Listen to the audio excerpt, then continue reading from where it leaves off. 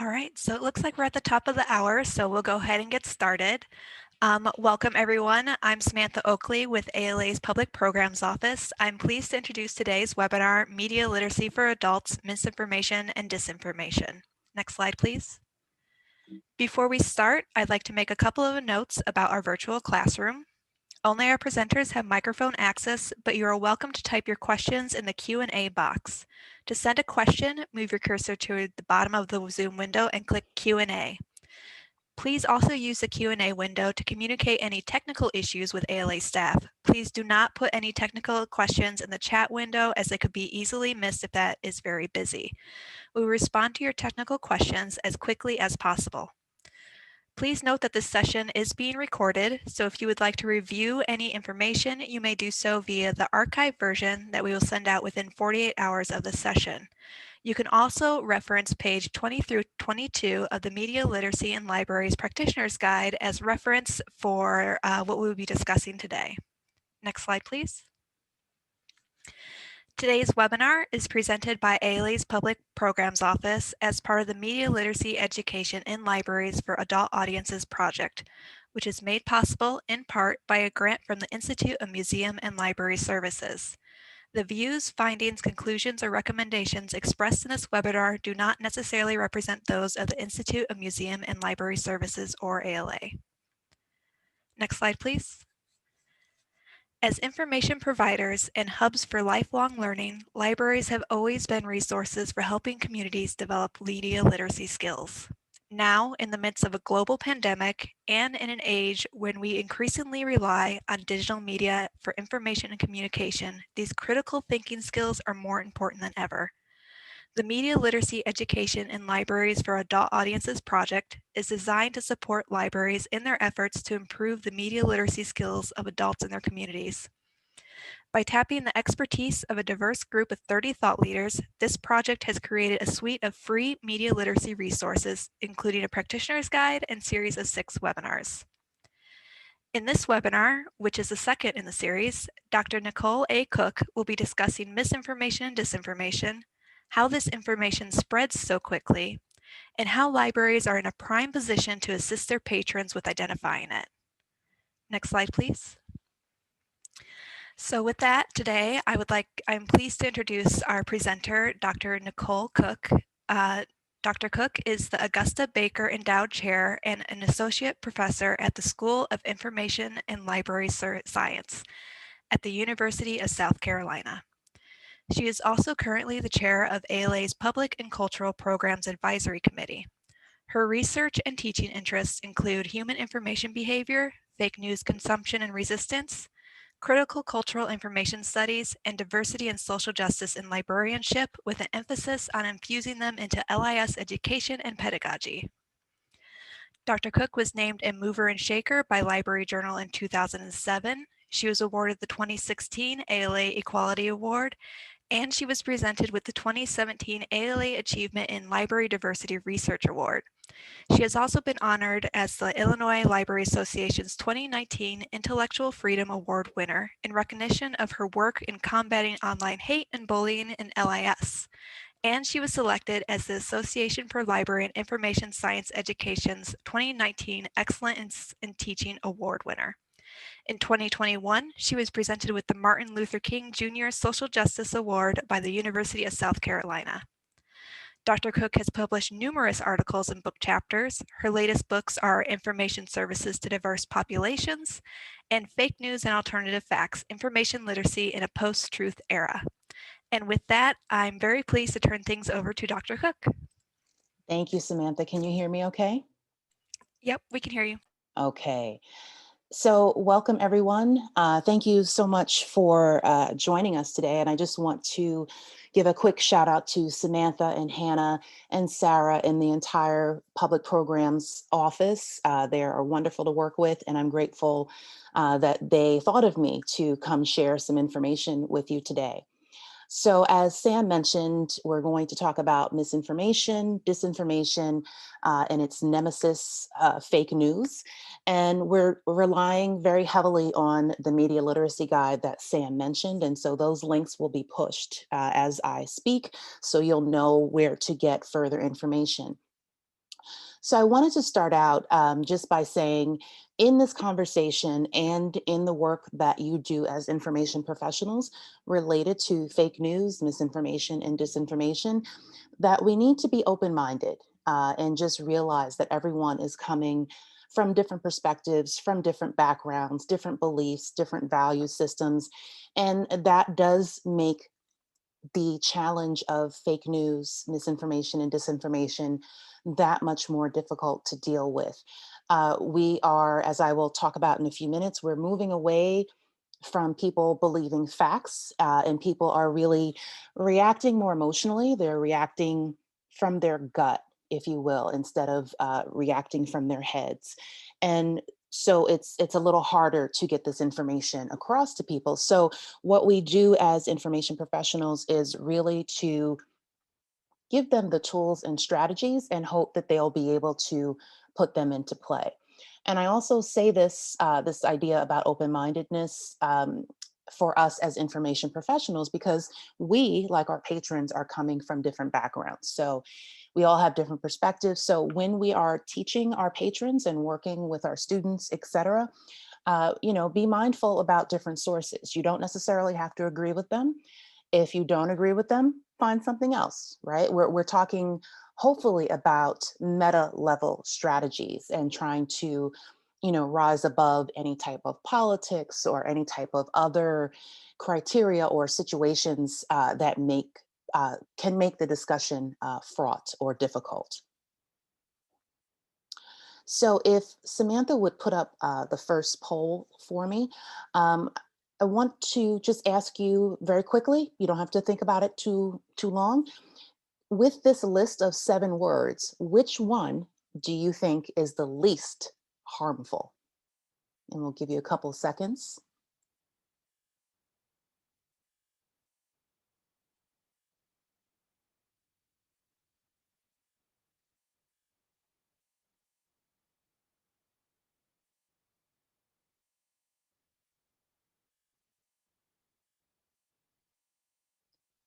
And Samantha will let me know when everyone has issued their vote.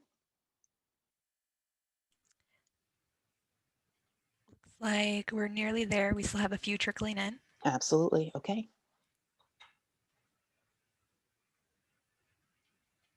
Okay, I'll close that poll and show the results. Yes, thank you. Okay, so this is good. So we have misinterpretation with 64% of the votes.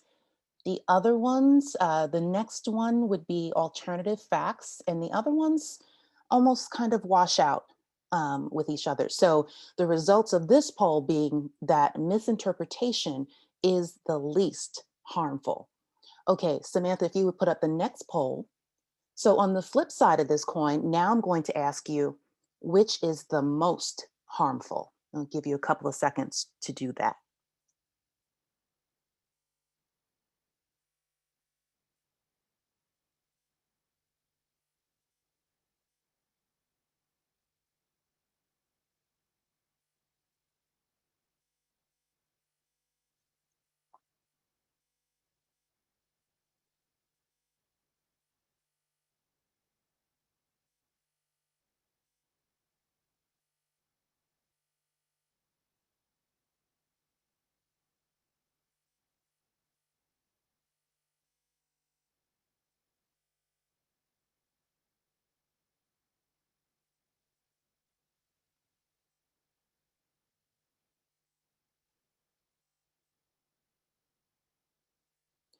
Okay, results are in. Okay, pretty clear. Well, they actually, let's see. I take that back. We have almost a tie between lie and fake news. All right, as being the most harmful. All right, thank you all for participating in that. Now, the reason that I asked you to participate in those 2 polls is really to talk about this issue of language, right? And so the fuzzy answer, if you will, is that depending on who you ask and when you ask them, what the situation is, what the context is, you could get a different result from either of those 7 words, right? And someone else may come through and say, well, I don't really subscribe to any of these 7 words. I think, another word that's related is most dangerous or most harmful or least harmful. So I wanted us to get started with this idea of language and really the fluidity of this situation, right? So even when I started working with PPO in 2016 on this same topic, we got very different results, right? So the context has changed, the time has changed, people's knowledge and understanding have changed, right? So all of this is very fluid. But when we're talking about fake news, we actually want to move away from this idea of fake news. Fake news has become very polarized, it has become politicized, it has become a way to shut down conversation. So we want to use misinformation and disinformation, and I'll get to that in just a moment.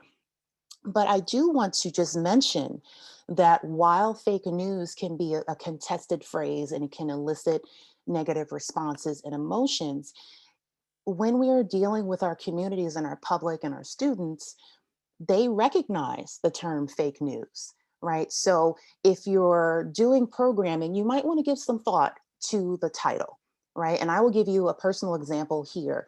At the University of South Carolina, I have taught a graduate level class, and it was entitled Fake News and Alternative Facts.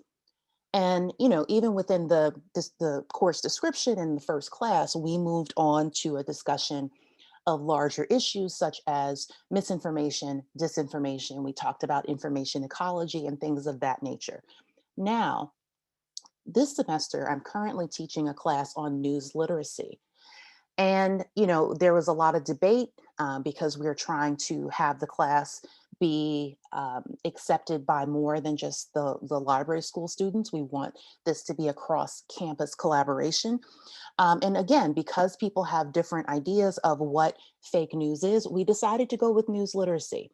And we are aiming the class at informing people how to critically evaluate information. So, just again to say, there might be cause to use the phrase fake news just to kind of get attention and then launch into larger issues. Or, depending on how much your audience knows, you may be able to move away from this completely. Now, this link will be put in the chat box for you if you would like to visit this infographic. And this is coming from Media and Information Literacy. They're called MIL Clicks. And they put out a lot of great information, some really good infographics. And I thought this one was particularly appropriate for our very conversation about why we should be moving away from the term fake news. So, again, in addition to it being polarized, political, and essentially not meaning what it initially meant, it can be considered inadequate to capture the really complex problem of disinformation. And I certainly agree with that. We are talking about a very complex and nuanced phenomenon as opposed to just, a narrow category of fake news. It is also misleading because it has been appropriated, again, by uh, people and organizations who use the term to dismiss coverage that they find disagreeable, right? So if you hear something on the news that you don't agree with, oh, that's fake news, right? It just shuts everything down. And, this is part of the reason that misinformation and disinformation are so easily spread because information is dismissed and it's also shared without further vetting. Okay. So when we talk about misinformation and disinformation, misinformation is very simply put, it is false information. And it can be false for a variety of reasons. It could be false because there's a typo. It could be false just because the wrong word was used in the headline. In this case, it could be false because an actual picture is being used in a different context. And maybe you shared a story and you didn't realize that this picture wasn't current. Okay, so it doesn't necessarily have to have bad intentions, but it is just false information. Now, similarly, we have disinformation, and this is really what we're seeing more of. Disinformation is also false information, but is deliberately false information. So people are creating information with the intent of misleading or even harming people. Okay, and so this is where we're having more debate, we're having more concern about how to address it. So, going back to this example here on the left side, and this is an example of how disinformation has become politicized. This is a picture of Anderson Cooper, who is a news correspondent, and he is about waist high in some water. And so this was a particular storm. And so this picture was recently used out of context to say that he was reporting on another storm and he was issuing fake news, etc. And so, this is an example of visual disinformation, okay, because this is something that is deliberately being used out of context with the intention of misleading audience members. On the right hand side, we have Nancy Pelosi, and, politics aside, beliefs aside, the example that I want to give you here is that there is a video of her giving a speech, and the video was deliberately slowed down and then reissued. And so by slowing down the video, it sounded like she was slurring her speech. And so then immediately there were some reports that said she was drunk. Others said that she's old and not cognitively there. And really what it was is that the video had been slowed down. And so this brings us into another dimension of disinformation with visual information with what we call deep fakes. Deep fakes use artificial intelligence to alter video content. All right. And so now we have deep fakes, we have cheap fakes, CHEAP, cheap fakes. And this would be slowing down Nancy Pelosi's video, right? So that's not quite the high level artificial intelligence technology, but it's technology nonetheless that allows you to slow down a video or perhaps, selectively edit a video. So someone is saying something that they didn't originally say. We also have shallow fakes, right? Again, it just depends on what type of technology is being used. We have I have a doctoral student colleague who is doing research on the filters and the different types of things that you find on Snapchat and social media, and people changing their appearances, right? So I may be dating myself. We used to call this catfishing, right? If you put a picture up and it's really photoshopped, and maybe the picture of you is like 20 years old or something like that, but now we can do that with social media technology, so that it's a different type of visual fake, the visual disinformation that we're now dealing with. Couple more examples. This is an example of a headline.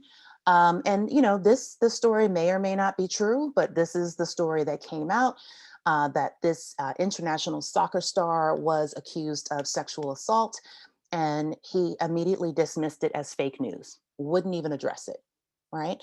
And so, again, using the word to kind of shut down further vetting, further discussion.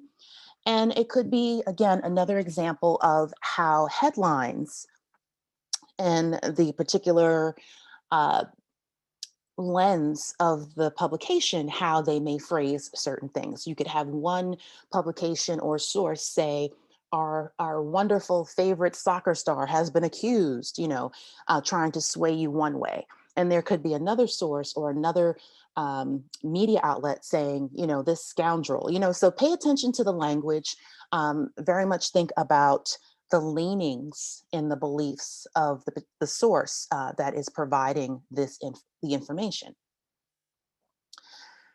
Another thing that I want to bring to your attention is this idea that I mentioned earlier about how people are now responding to information essentially with their gut, and they're responding with their emotions. And way back in 2005, when the Colbert Report was on, Stephen Colbert, jokingly, I guess he had no idea of what this would turn into. He coined the word truthiness.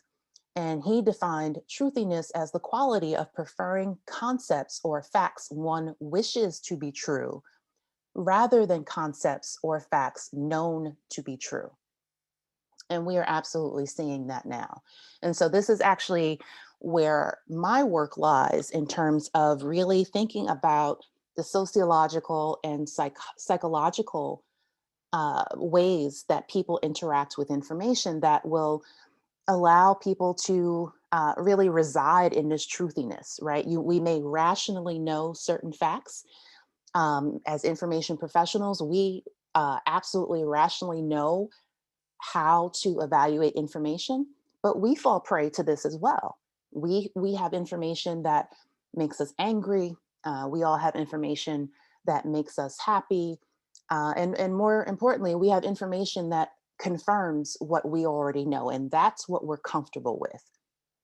And so we have to be cognizant of these different biases, and we have to, again, try and transcend this truthiness to really get into more rational discussions and more rational ways of vetting and confirming information with ourselves and also with our communities. So this is another link that will be sent to you, but this is firstdraftnews.org. And they do a really great job. They put out a lot of useful reports. They have a lot of great graphs and graphics that would be suitable to share with some of your communities and some of your patrons. And I wanted to point out another dimension of, I mentioned misinformation and disinformation to you, but they also have a third category called malinformation, MAL information. And this is a more extreme form of disinformation. So, this is information that is not only intended to harm or mislead, but it could actually be criminal. It could actually do physical, psychological damage. We've had instances where people have been swatted, SWATTED, right? So if someone, places a fake 911 call and says that there's a shooter, and the SWAT team comes and raids a house, that is malinformation. That is information that is deliberately false and intended to cause serious harm. Another example of malinformation could be Photoshop pictures that are used to blackmail someone, right? So, really kind of leaning into the criminal dimension of disinformation. So, First Draft News refers to all of this as information disorders, right? And so that's how they talk about their work. And so again, fake news could be any one of these three, right? Again, very fluid, really just depends on where it's coming from, and the intent. And the intent can be difficult to parse out, but that really is a distinguishing factor. You know, I'm sharing false information, but I'm not intending to hurt you, right? Doesn't mean that it won't be harmful, but just think of it as a spectrum of how we're moving across with this type of information. And again, this is why it becomes so difficult to address.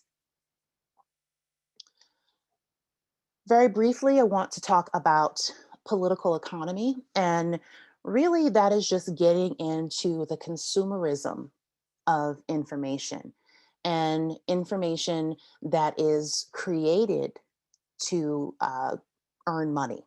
So if we're clicking on something, we're clicking on an ad, or we're clicking on a link, we're clicking on a headline, that all generates money. And so, it becomes very complicated when we have mainstream media, and, they're running a business as well.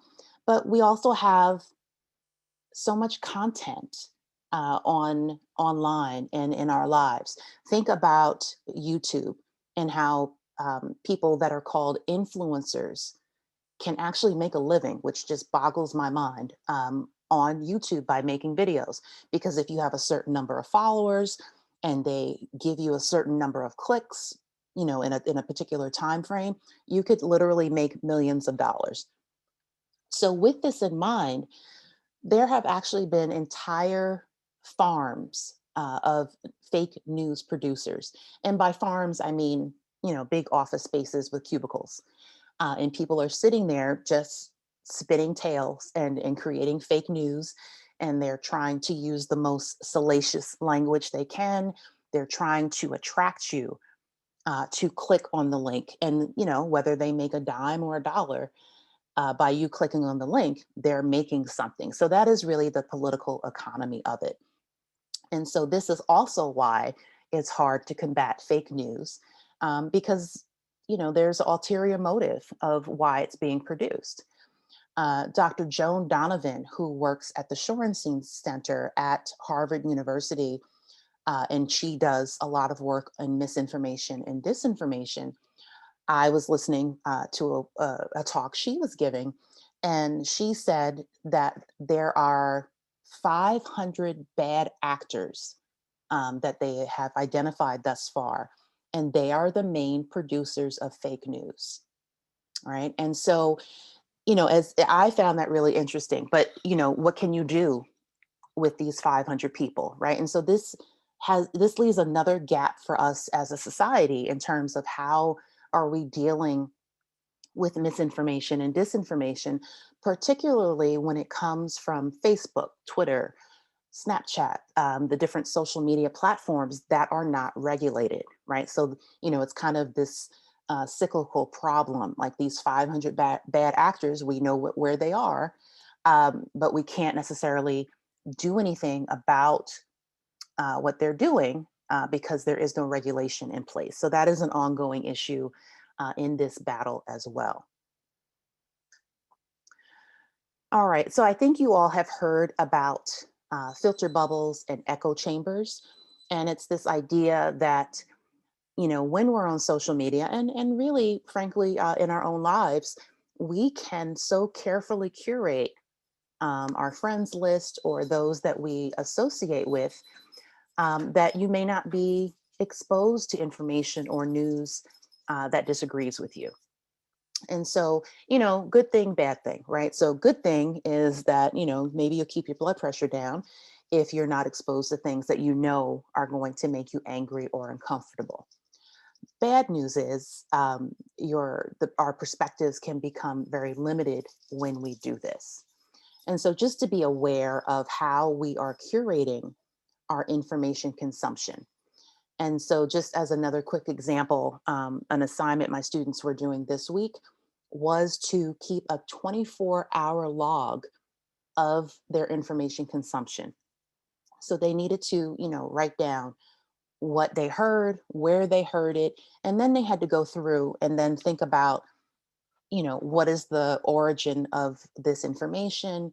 Does this particular source have a particular lens? And they really had to dig deep and see if they could identify patterns in their news consumption and if there was something they could do to create a healthier news diet, right? And we could say healthier, balanced, what have you.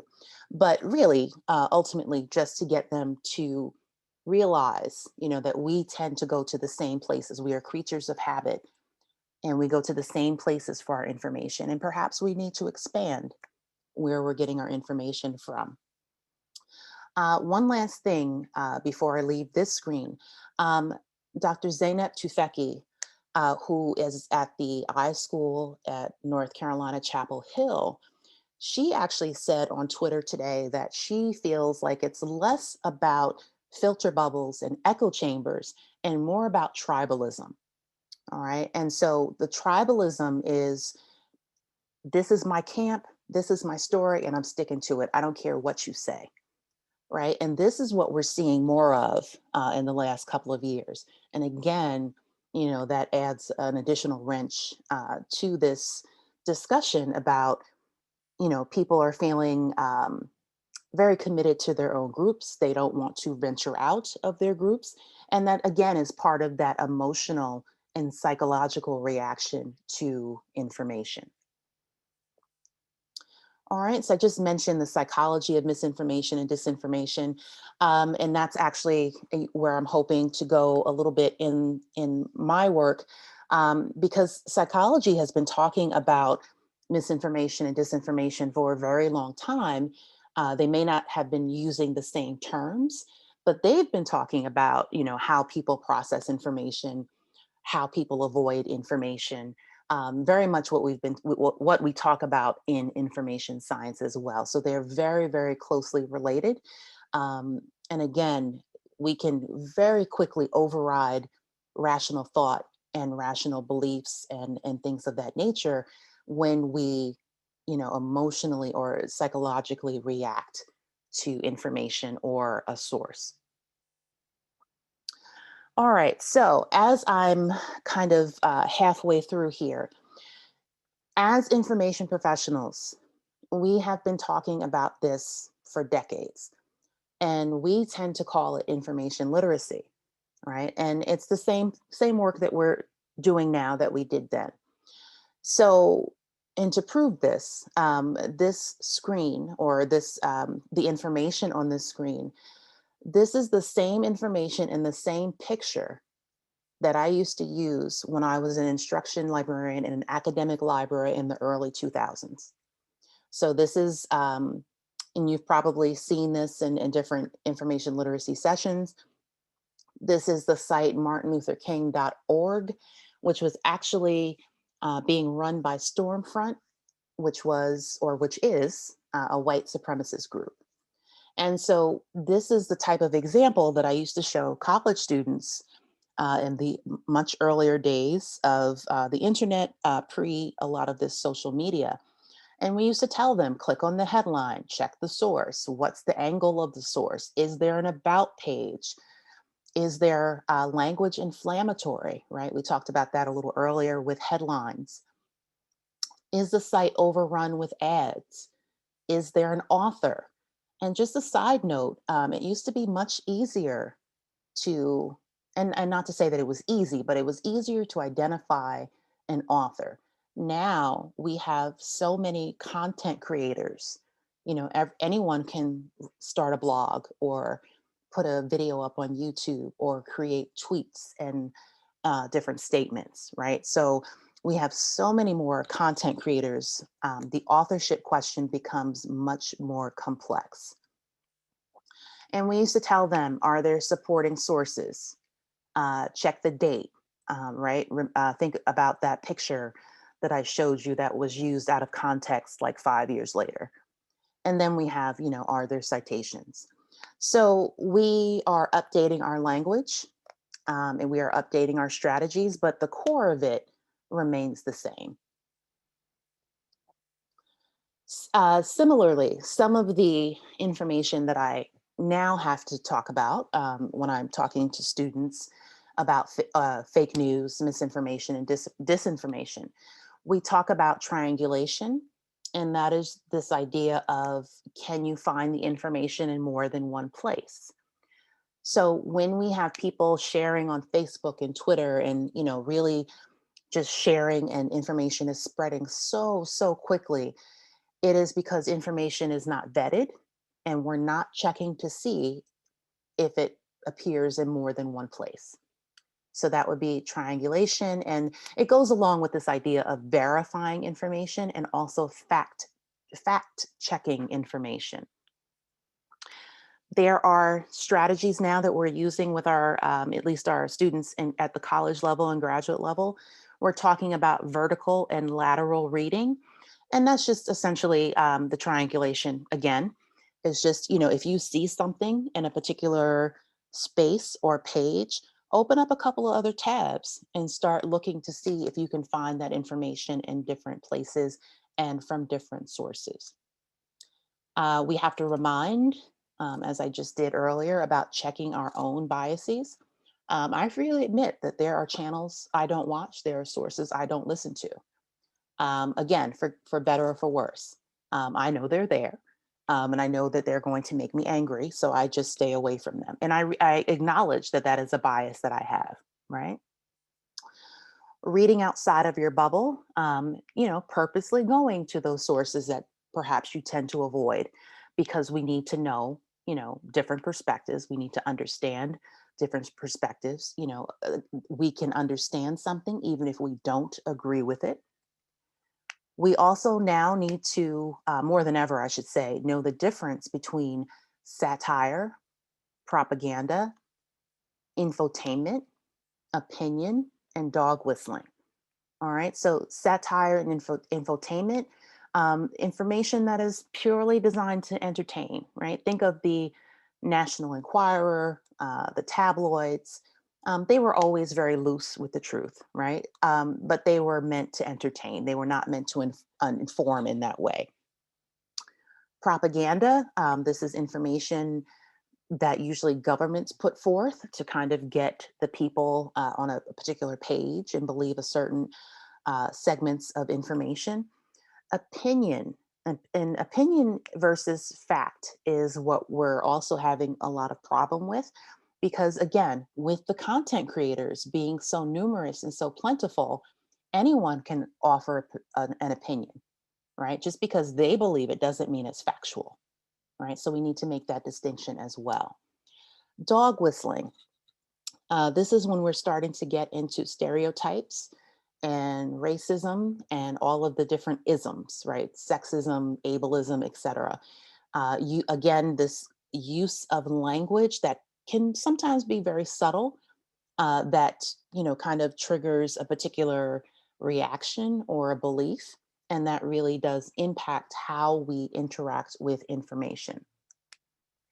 So I have here that you can check Snopes, PolitiFacts, factcheck.org, and there are many, many other sites, right? And I often get the question of, I don't like Snopes, I don't like PolitiFacts. That's cool. There are enough venues where we can double check our information that if you don't want to use that particular source, you can use something else. All right. So again, this idea of us as information professionals remaining open-minded enough to be flexible enough to move in between different sources. Another thing that I would like to point out is moving away from teaching and learning in isolation. And so, this is again another reason we don't want to use fake news, because it's a very narrow perspective of misinformation and disinformation. But even when we're teaching these skills, we need to be thinking broadly and across disciplines. So I mentioned that I do a lot of reading in psychology and sociology to inform my work in misinformation and disinformation. Transferable skills.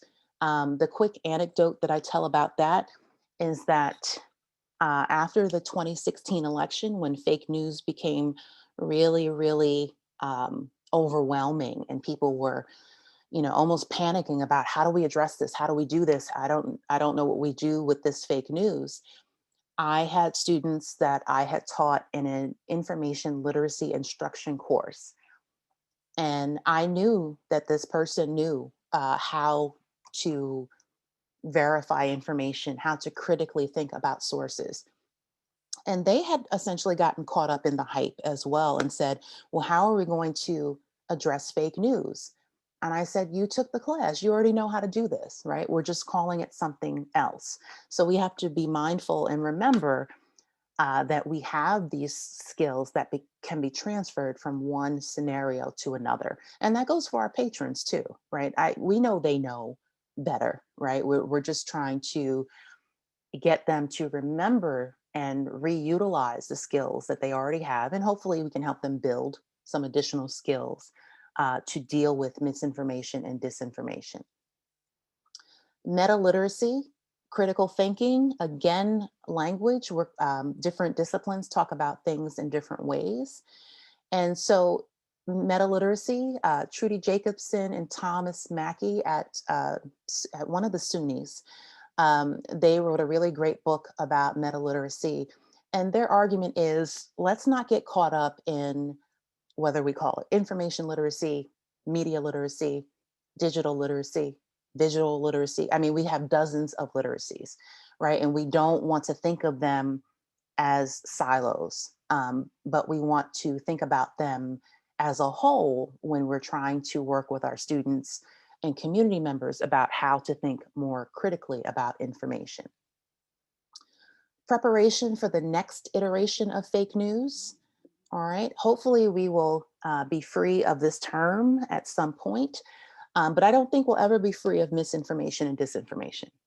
And with that said, in the next decade, maybe the pendulum swings back and we're frantic about it again, and it's called something else, right? But we don't have to relearn everything. We just have to recognize it for what it is and just apply the skills we already have. And finally, this idea of how to think versus what to think. And that really is just about giving more context as opposed to saying, this is the checklist that you need to have in order to evaluate a piece of information. That would be, what to think. We want to talk about context, the psychology of it, the sociology of it, the political economy dimension. We want to have a robust picture, so we can really think about misinformation and disinformation and how we use and uh, not use information being presented to us. So finally, I want to get into some recommendations, and all of these links and resources will be provided to you so you can look at them at your leisure. This is 7 things to know in the fight against fake news. And this was something that was produced by my college based on my book. And my book, you can see in the picture there, is Fake News and Alternative Facts, Information Literacy in a Post-Truth Era. And so I did this with ALA in 2018. And this very much goes into a lot of what I talked about today, very much complements the media literacy guide that has also been provided to you, and walks through this a little bit of how to create a program or create a lesson plan.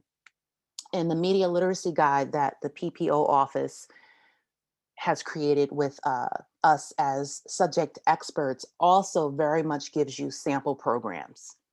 All right, so there are a lot of resources here for you to use. And 3 more things, and then I have a list of other resources for you because I know that we won't be able to get to everyone's question today. So again, this is the book that I produced with ALA.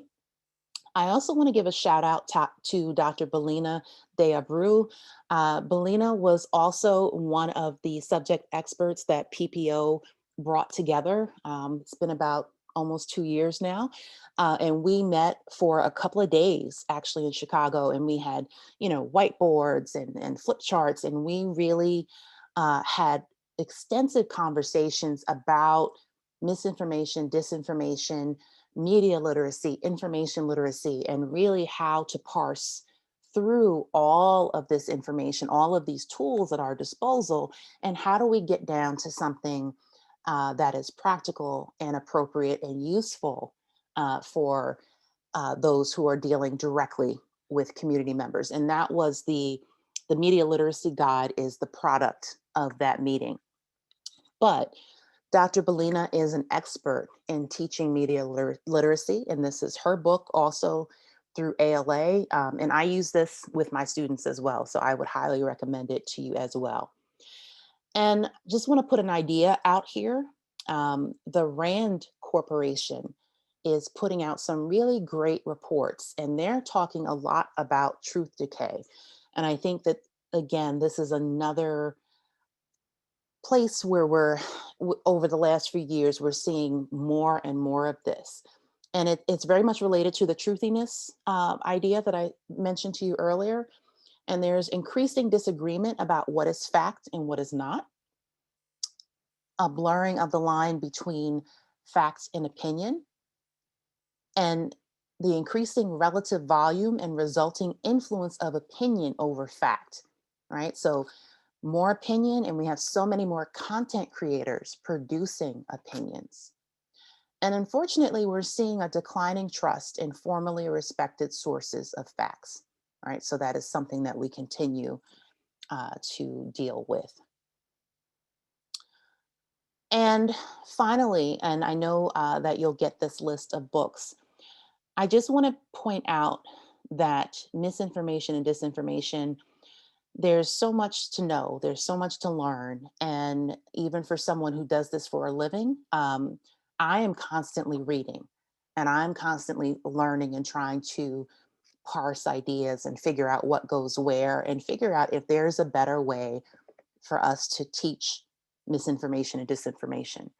And so these are some of the things that I've been reading: The Hype Machine, Detecting Deception, um, Calling, you can see there on the screen. And that's actually coming from some colleagues at the iSchool at the University of Washington.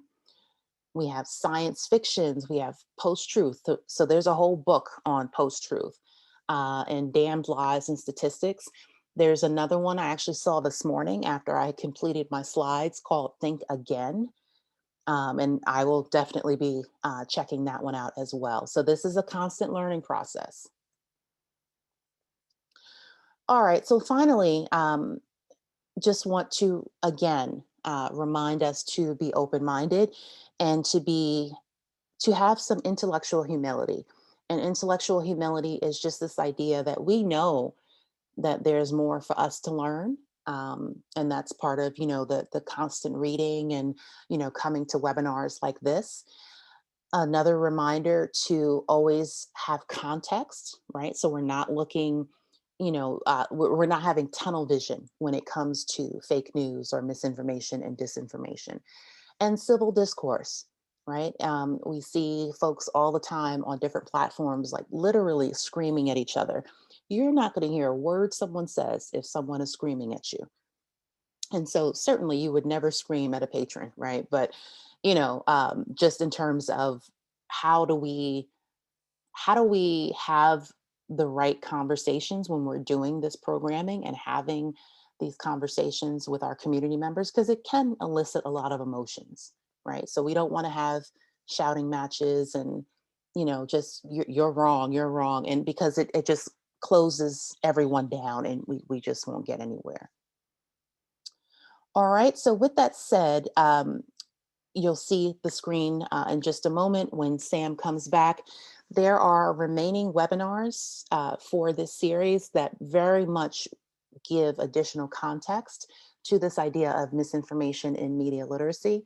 And just thank you for your time and for spending a little of your afternoon with us to talk about this topic. And we have a little bit of time left for questions, and we'll answer as many as we can.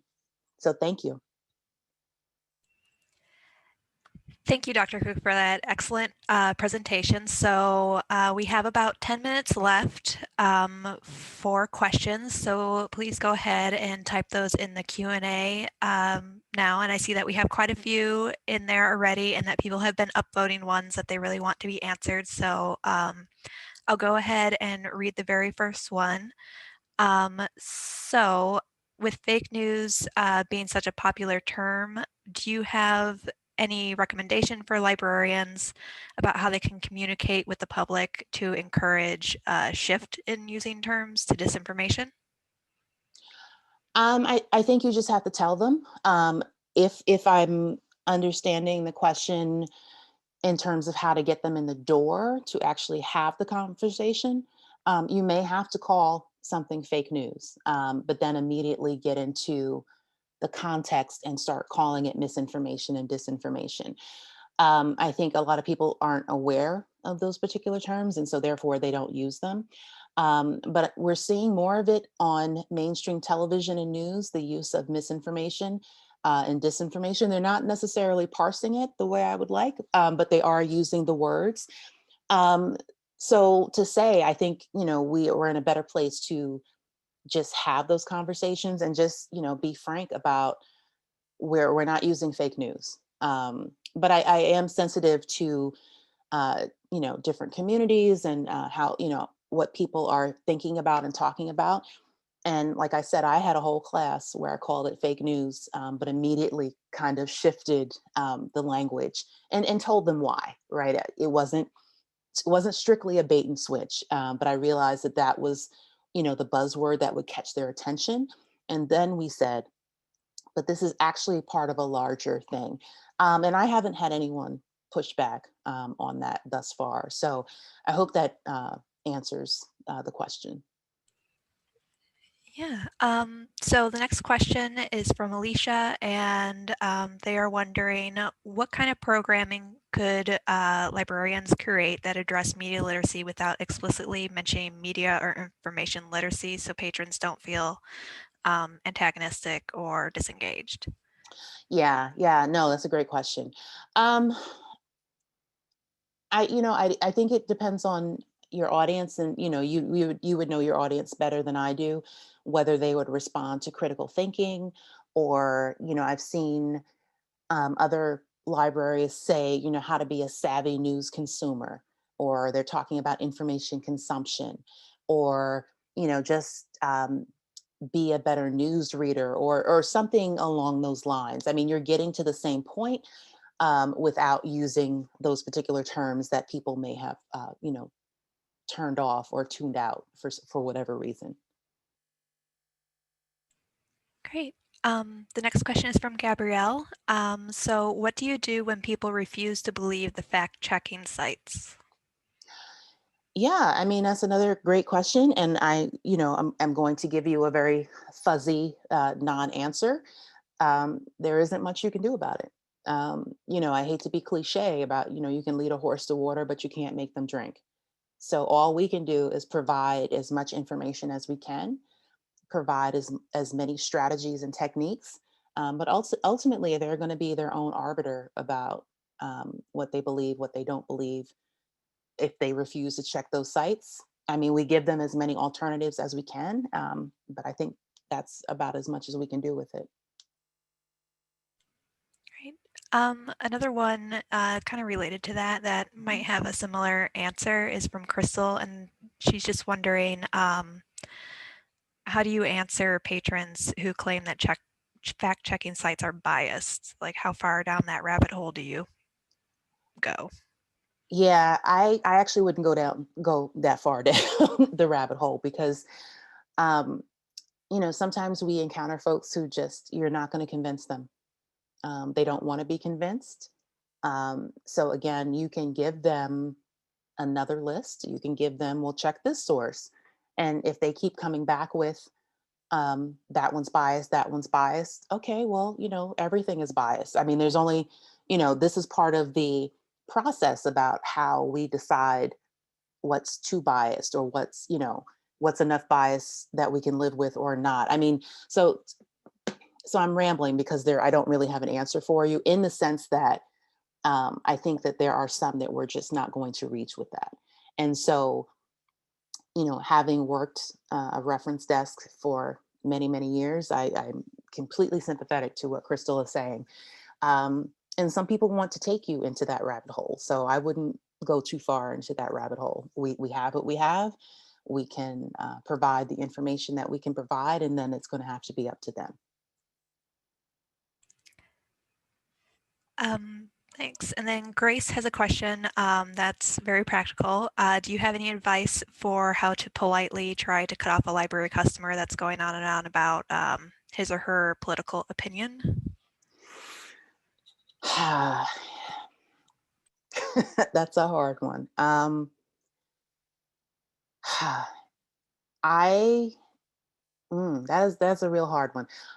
Is there someone else that you work with that you can bring into the conversation?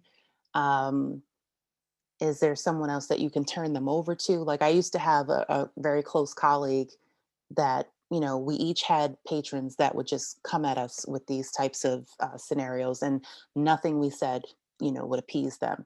But if the other person stepped in, it would stop. So that may not work. That may be too simplistic, but is there another way you can distract? Or, I mean, depending on your comfort level, you might just have to say, I'm no longer going to speak to you about this. Like, I've answered, if you have another library related question or another information related question, I'm happy to talk to you about that. But if you don't, I really am going to have to, conclude our conversation. So there's a very direct approach if you're comfortable with that. I've heard other librarians have had to get their supervisors involved or their managers involved just to have that other voice to say to this person, this is what behavior is going to be acceptable and what type of conversations are going to be acceptable, at the service point. Yeah, so I apologize. I mean, this is not going to be a one size fits all solution, but very empathetic to that as well. But you're just going to have to cut it off, or in a particular, however, that suits your situation. But that is a hard one. Yeah, it is. Yeah. The next question is from Dylan, and they're just wondering if you have any recommendations for presenters who can host a session for patrons on the media landscape / political economy as it relates to media literacy. Oh. So there's I'm thinking of very accessible resources versus if you want to actually engage with a scholar at a local university or a local college, someone in communications or media or something that might be willing to come and do a program at the library. That's one way to do it. Political economy, you might have luck engaging with media, how do I say, cultural media scholars. They talk a lot about political economy as well. But certainly, again, journalism, mass media, maybe even public relations, advertising, it's just kind of in that realm. Someone might be willing to come give a guest lecture. I would also point out the news literacy organization, newslit.org. They're a great site that has lots of resources. And if they have videos, they're not necessarily that long, but you might even put together a program where people watch a certain set of videos on a topic like political economy, and then have a group discussion as your program. You could do it that way. So there's newslit.org. There's also another news literacy think tank that comes out of SUNY Buffalo. They have a lot of curriculum and a lot of resources for programming. They're more classroom based, but certainly some of their resources would be applicable to library programming. But if you want something, and I believe you said it's Dylan, if Dylan wants something really specific, I would actually go to a local university or a local college and see if you can engage with some scholars that are doing that work. Great. I think we have time for one more question. So I'll ask Kate, sorry. Are there any resources you recommend for teaching these concepts to children? Yeah, so the newslit.org that I mentioned, I want to say they probably go to upper level, like elementary age. I'm not sure if if you're talking about much younger kids. Common Sense Media has some resources that might skew a little younger as well. But to say that I recognize that that is a gap, and I know that there are several scholars and folks working to create more content for the younger set as well. But newslit.org and also Common Sense Media are two to try out. Great. Thank you so much. So if you could advance to the next slide really Yes. quick as we wrap up, just a quick note that our next webinar in the series will be Architecture of the Internet on February 24th, and registration is open now if you would like to sign up for that or any of the other upcoming sessions. If you could go one more slide. Sorry. No worries. And also, I just want to say a huge thank you to you, Dr. Cooke, for this excellent presentation. And I've been seeing a tons of thanks as well in the chat from our various attendees. I also want to thank my colleagues behind the scenes, Sarah Osman, Mary Davis Fournier, and Hannah Arata for their support during this webinar. To hear more from Dr. Cooke, you can follow her on Twitter at Baker Chair. And also, if you have any questions that we were unable to get to during this session, please feel free to email us at publicprograms@ala.org. We're more than happy to take your emails and answer anything that we definitely weren't able to cover. And also this presentation has been offered as part of media literacy education in libraries for adult audiences with support from a grant from the Institute of Museum and Library Services. And with that, I just want to thank all of you for joining us today and thank Nicole or Dr. Cooke one more time for the presentation. Thank Have you a for good having day. me. Thank you. Thank you.